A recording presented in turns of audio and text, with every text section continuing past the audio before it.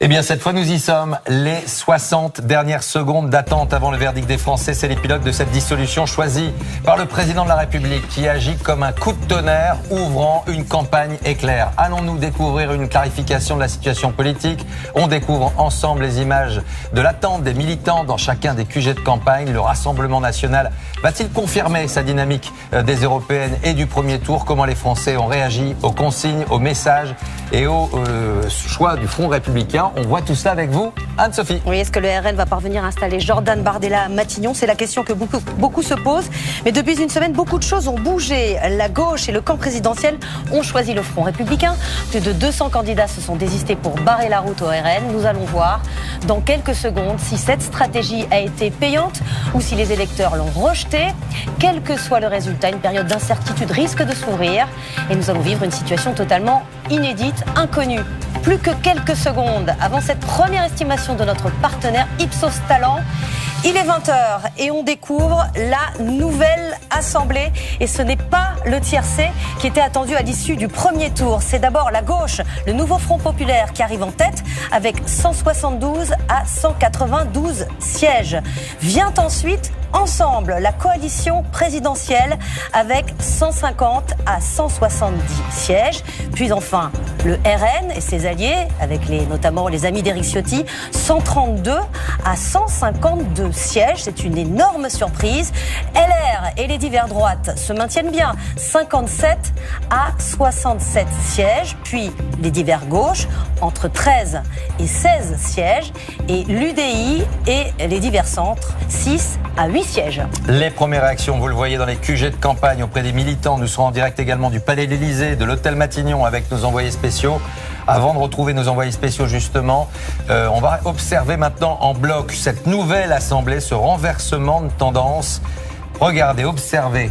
On va commencer tout de suite avec le bloc du nouveau Front populaire et de cette coalition qui obtient effectivement de 68 à 74 sièges pour la France insoumise, 63 à 69 pour le Parti socialiste. Ensuite, autre coalition de 150 à 170 sièges pour Ensemble, 95 à 105 pour Renaissance, 31 à 37 pour le Modem et 24 à 28 sièges pour Horizon. En troisième position ce soir, le Rassemblement national avec 120 à 136 sièges et ses alliés républicains de 12 à 16 sièges. Renversement de tendance totale par rapport au premier tour. Brice. Oui, c'est un renversement fort, très puissant de tendance. C'est rarissime, j'ai déjà dit, il faut remonter à 1978 pour avoir un tel retournement. Alors qu'est-ce que ça veut dire? Ça veut dire qu'on a un succès de la gauche qui avait fait un premier tour relativement moyen et qui fait un très bon second tour. D'abord parce que le nombre de députés va augmenter, donc c'est ça le critère aussi par rapport à 2022. Mais ensuite, autre fait important, parce qu'il y a un rééquilibrage au sein de la gauche. Vous l'avez vu, la France insoumise qui pesait en gros 50% de la coalition, là devrait peser plutôt 40% et le PS n'est pas très loin. Si vous y ajoutez les divers gauches et d'autres composantes, ça sera nettement devant. Deuxième élément, il faut comprendre ce qui s'est passé pour le Rassemblement national. Grande déception, je suppose, pour le Rassemblement national, qui va augmenter aussi d'une quarantaine peut-être le nombre de ses députés. Mais qu'est-ce qui s'est passé? Il est en troisième position. Ce qui a joué, ce sont d'abord les retraits, les triangulaires qui se sont transformés en duels. Mais ce qui a joué aussi, c'est le Front républicain, et ce sont de très bons reports. Par exemple, il semblerait, d'après nos premières analyses, que quand il y avait un duel Ensemble face au RN, les électeurs de gauche se sont reportés à 72% sur le candidat d'Ensemble. Et quand vous aviez un duel face au RN où c'était la gauche, les électeurs d'Ensemble se sont reportés, alors soit à 43% quand c'était un candidat LFiste, soit à 54% quand ce n'était pas un candidat LFiste. Troisième raison, les candidats RN eux-mêmes qui, dans cette campagne, eh bien là, ont montré soit qu'ils n'étaient pas prêts, soit qu'ils avaient toujours parmi eux des candidats antisémites, xénophobes ou homophobes. Pour la coalition Ensemble, c'est un bon succès qui amortit sa défaite, qui est en dessous de ses résultats de 2022, mais qui malgré tout arrive en deuxième position et pas si loin que cela du bloc de gauche. Et puis le dernier enseignement, c'est quand même un Parlement très émietté, avec des coalitions qui vont être très difficiles à obtenir. En tout cas, une énorme surprise ce soir. On va voir ce qui se passe au QG de la France Insoumise. Et on retrouve Alexandre Pérou. La gauche unie est partie pour représenter la première grande force à l'Assemblée. Absolument, Anne-Sophie, et ça a été, je peux vous dire, une explosion de joie ici, que ce soit à l'intérieur de la rotonde ici où a lieu cette soirée électorale de la France Insoumise, mais aussi devant la rotonde où des centaines, des milliers de manifestants sont devant et ont hurlé de joie à l'annonce des résultats qui sont une surprise tant les sondages donnés, et il faut le dire, le RN en tête. Donc ici ce soir, c'est une véritable surprise, plutôt une bonne surprise pour les militants de la France Insoumise et du nouveau Front Populaire. On va aller au QG du Parti Socialiste qui obtiendrait entre 63 et 69 sièges ce soir avec Béatrice Jolot. Les premières réactions, Béatrice? Alors écoutez, à l'annonce des résultats, ça a été une explosion de joie ici aussi à la Bellevilloise. La Bellevilloise, c'est littéralement embrasé. On vient d'assister là à ils ont chanté la Marseillaise tous en chœur.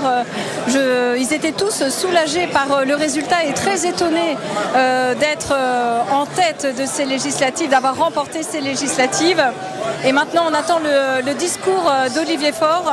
Et reste à savoir maintenant si le PS va retrouver son leadership au sein de la gauche ou si il va faire jeu égal avec LFI.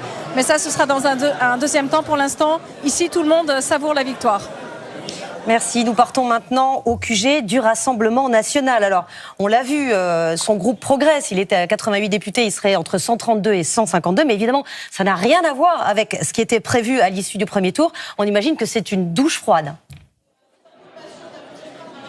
En effet, vous l'imaginez, la déception est immense. Ici, le RN en 3e position. L'ambiance est indéfinissable. Il y a plus de journalistes que de militants. Vous le voyez à l'image. Les déclarations de Marine Le Pen et Jordan Bardella sont très attendues. Ils vont bien sûr tenter de réconforter les militants et les équipes, car on sent ce soir un sentiment de déconvenue devant ces résultats qui placent la gauche et le camp présidentiel devant le Rassemblement national.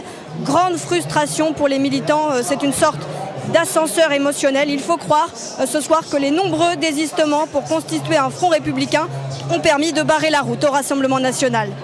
On va retrouver Cyril Adrien Salmon devant le siège de Renaissance. Bonsoir Cyril, dites-nous tout. Quelles sont les premières réactions de votre côté ? Imaginez la surprise ici, Laurent. Jusqu'ici, les cadres de la majorité étaient plutôt dans une hantise, celle de passer sous la barre des 100 députés ce soir, loin derrière le nouveau Front Populaire et le Rassemblement national.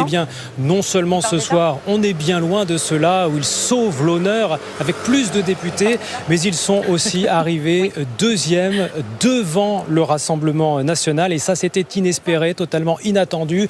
Ouf vient de m'envoyer par message un cadre du parti, un autre est plus dubitatif et attend que ces estimations se précisent dans la soirée.